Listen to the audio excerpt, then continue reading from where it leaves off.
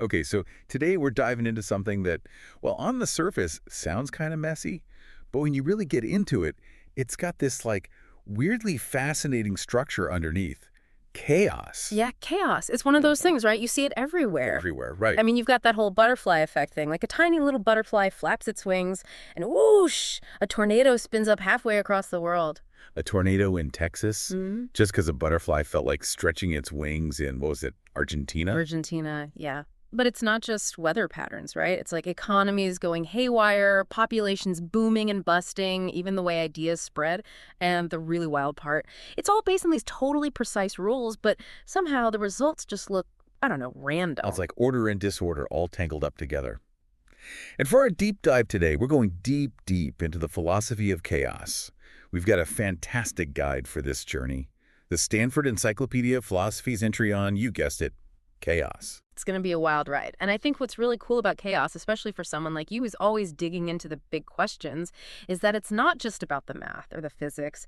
It's about what chaos tells us about, well, some really fundamental stuff. Like, Yeah, can we ever truly predict the future? Does free will actually exist if everything's predetermined? heavy stuff. Yeah, exactly. So let's start with that butterfly effect because it's such a powerful image. This tiny little change at the beginning leading to these massive, totally unexpected consequences down the line. It's mind-blowing, right? Totally. Mathematicians call this sensitive dependence on initial conditions, or SDIC for short. It's like the defining feature of chaotic systems. Yeah. And what it shows us is that there's this like fundamental limit to how accurately we can ever predict how these systems will behave in the future. Even if we knew every single rule perfectly, if we're even a tiny bit off about the starting point, our predictions are going to go totally off the rails. And here's what blows my mind. These chaotic systems aren't random in the way we usually think about randomness, like flipping a coin, that's random. But our source is pointing out that these systems are usually deterministic. So theoretically, if you knew the exact starting point and had a computer powerful enough, you could actually predict the future perfectly.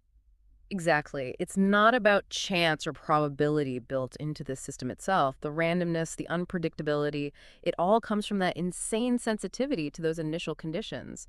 And, the source also mentions two other key features you often see in chaotic systems: nonlinearity and a periodic behavior. Right. Okay, let's break those down a bit. Nonlinearity, that's where cause and effect get all wonky, right? It's not a simple, this leads to that kind of relationship. Yeah, like with a stereo. You turn the volume up a notch, you get a little more sound, turn it up another notch, same thing. It's predictable.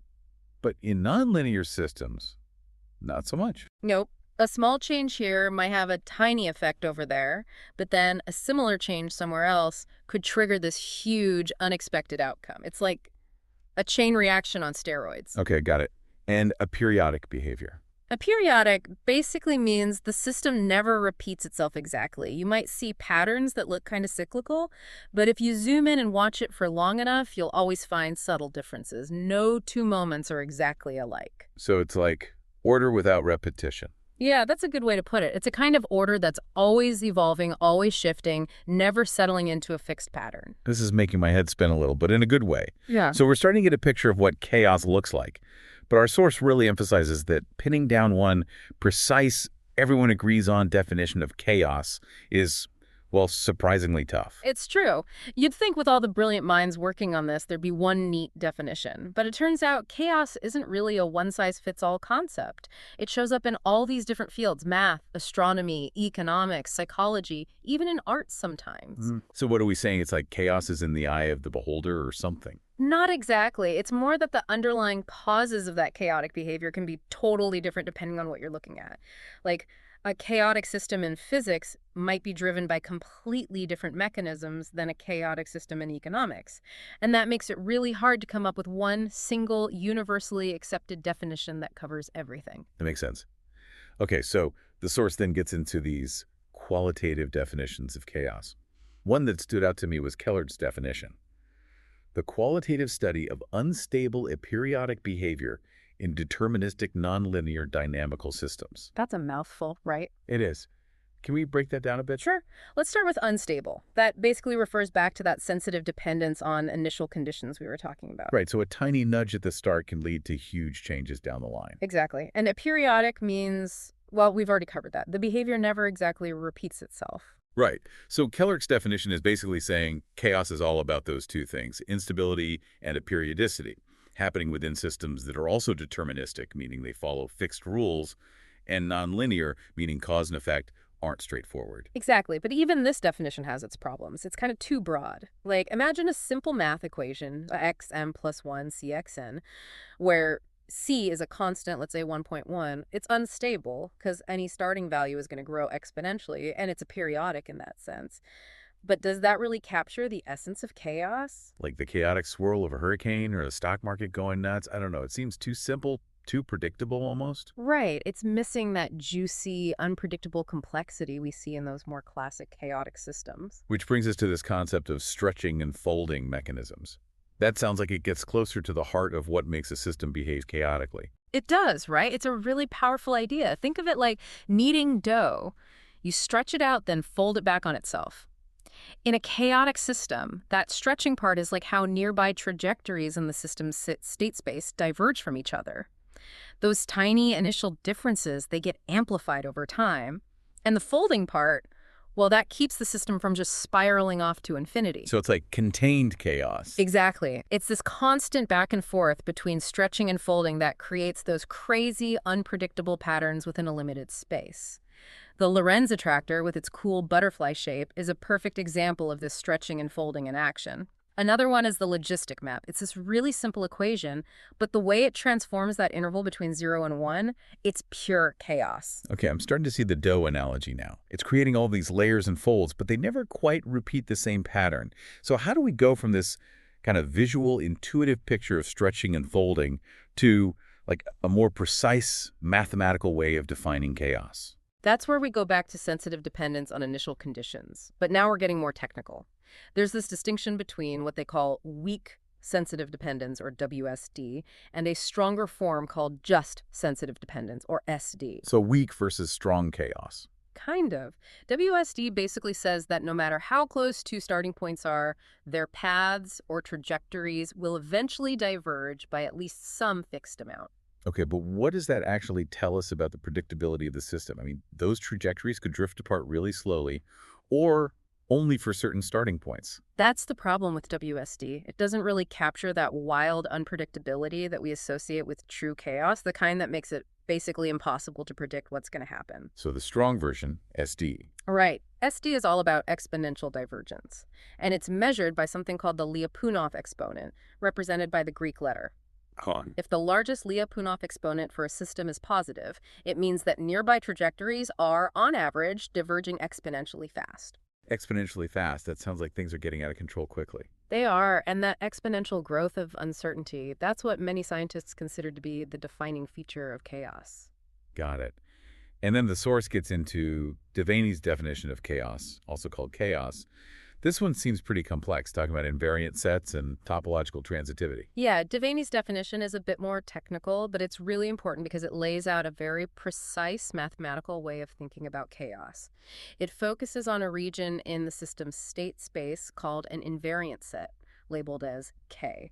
Basically, once a trajectory enters this region, it stays trapped there forever, and then it lays out three conditions: weak sensitive dependence on K, a dense set of periodic orbits in K, and something called topological transitivity on K. Okay, let's unpack that. We already talked about weak sensitive dependence. But dense periodic orbits, that seems counterintuitive. Chaos is all about not repeating. Right. Yeah, it seems weird at first. But the idea here is that within that chaotic region, there are actually infinitely many periodic orbits, paths that loop back on themselves. And these orbits are dense, which means you can find one arbitrarily close to any point in K. So the system could get really close to repeating itself, but then veers off at the last second. Exactly. And those periodic orbits are also unstable, so even if the system gets close to one, it'll get kicked off into a slightly different path. So it's like almost predictable, but never quite. Yeah, and that's what creates that crazy non-repeating behavior. And then the third condition, topological transitivity, that basically means that any trajectory in given enough time will eventually wander through every little corner of that chaotic region. So it's like the system's exploring all its possibilities. Exactly. And what's interesting is that for infinite sets, Those last two conditions, dense periodic orbits and topological transitivity, those actually imply weak sensitive dependence. You don't even need to state it separately. Cool. So the source also mentions another definition, the horseshoe map definition, chaos, which seems to directly capture that stretching and folding action we were talking about. Yeah, the horseshoe map is awesome. Hmm. It's a specific mathematical transformation that really visualizes the stretching and folding process. And what's cool is that if a system has this horseshoe map embedded in its dynamics, it's guaranteed to also be chaotic, according to Devaney's definition. Guaranteed. Mathematicians love that kind of certainty. But the horseshoe map isn't a cure-all. It has some limitations, like it can't be directly applied to certain types of systems in physics that are really important. Okay. And then we get to two more ways of measuring chaos. Topological entropy, or chaos, Right. and the one that seems super popular with scientists, the Lyapunov exponent definition, chaos. Topological entropy is cool. It measures how quickly the system generates new information, right? Yeah. How fast nearby trajectories become distinguishable. And a positive topological entropy, that's another sign of chaos. Makes sense. And yeah, chaos is all about having at least one positive Lyapunov exponent. It's really practical because you can sometimes even estimate it from real-world data. But it seems like all these definitions have their own problems, like weird exceptions or systems that don't quite fit. The source calls these troubles with definitions. It's like the more we try to pin down chaos, the more slippery it gets. It's true. There's no single definition that's perfect that covers everything and avoids all the weird edge cases. Like what kind of weird edge cases? Well, for example, you can have systems that show weak sensitive dependence but don't have a positive Lyapunov exponent. Or systems that diverge exponentially but don't seem random at all. It gets messy. So what do? Just throw up our hands and say chaos is chaos, deal with it. Not quite. The source actually suggests a modified version of Devaney's definition, chaos. It's basically the same as chaos, but it swaps out weak sensitive dependence for strong sensitive dependence. You know, that exponential divergence we talked about. So it's like a stricter definition of chaos. Only the most chaotic systems qualify. Exactly. It's a way to weed out those weird edge cases and focus on the systems that are truly unpredictable and have that dense, aperiodic behavior. And even then, the source reminds us that when we actually calculate those Lyapunov exponents, especially from real-world data, we're dealing with estimates, not perfect values. Yeah, it's important to remember that. And also, it's not just about initial conditions. It's about the parameters in the equations that govern the system. The parameters. Yeah, think of a pendulum. The length of the string, that's a parameter. And changing that parameter, even a tiny bit, can shift the pendulum from swinging back and forth regularly to doing all sorts of crazy, unpredictable stuff. So even the rules themselves can be sensitive. Exactly. It's called sensitive dependence on parameter settings. It's another layer of complexity that makes predicting these systems even harder. Wow. Okay, so after all this talk about defining chaos, let's go back to that butterfly effect. The source makes a good point that while chaos definitely puts limits on how far into the future we can see clearly, it doesn't mean all prediction is hopeless. Right. The butterfly effect tells us that these systems are sensitive, but it doesn't mean we can't forecast anything at all. The source uses this example of a mathematical map where the uncertainty grows at different rates at each step. Even if it's generally growing, the average growth rate can tell us something useful about how predictable the system is over a certain time. So it's like some chaos is more predictable than other chaos. In a way, yeah. And sometimes the uncertainty can even temporarily decrease. It's not always just getting bigger and bigger. Like even the super chaotic Lorentz system, it has regions where uncertainties can actually shrink. So maybe we can make some decent short-term predictions, even if long-term ones are out of reach. Exactly. And think about weather forecasting. We know the atmosphere is chaotic, but meteorologists don't just give up. They use all these sophisticated techniques like running simulations with slightly different starting points and constantly updating their models with new observations. It's not perfect, but they can make pretty useful forecasts, especially for the short term. So the whole idea that chaotic systems are fundamentally unpredictable, it's a bit of a myth. So summing it all up, it seems like there isn't one perfect, universally accepted definition of chaos. Nope. Mathematicians like the Vanney's definition because it's so precise, but scientists working with real-world data often go for the Lyapunov exponent method, even though it has limitations. It's like the more you try to capture chaos in a box, the more it squirms out the sides. That's a great way to put it. And it leads to this really deep philosophical question. Do these mathematical definitions even apply to the real world? Real systems only exist for a finite amount of time, and our measurements are never perfectly precise. So we're always dealing with a fuzzy picture, even if the underlying system is perfectly chaotic. Exactly. So how do we know that the patterns we see in our data really reflect those theoretical Lyapunov exponents? It's like a fundamental mismatch between our models and the real world. It makes you wonder, are our definitions of chaos good enough? Do we need different definitions depending on what we're studying? And can math ever truly capture the full messiness of physical chaos? Right.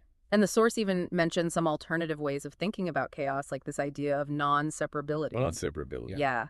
It's the idea that in some of these chaotic systems, especially in physics, the parts are so intertwined that you can't really analyze them in isolation. Like the whole is greater than the sum of its parts. Yeah, exactly. And that interconnectedness, that's where a lot of the unpredictability and complexity comes from.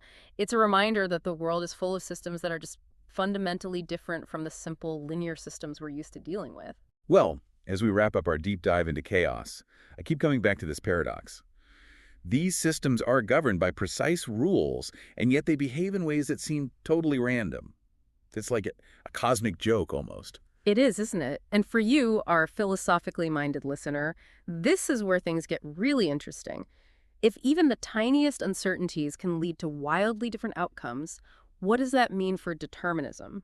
And if prediction is inherently limited, how do we even approach scientific understanding? And with chaos showing up everywhere, from the smallest particles to the vast universe, does that point to some deeper principle we haven't figured out yet? Or maybe it just means we need to rethink the way we look at the world, move beyond our linear thinking, and embrace the inherent complexity and interconnectedness of, well, everything. Those are the big questions, aren't they? And that's the beauty of chaos. It forces us to confront the limits of our knowledge and to wonder about the true nature of reality, something to ponder long after this deep dive is over. Definitely. Thanks for joining us on this wild ride.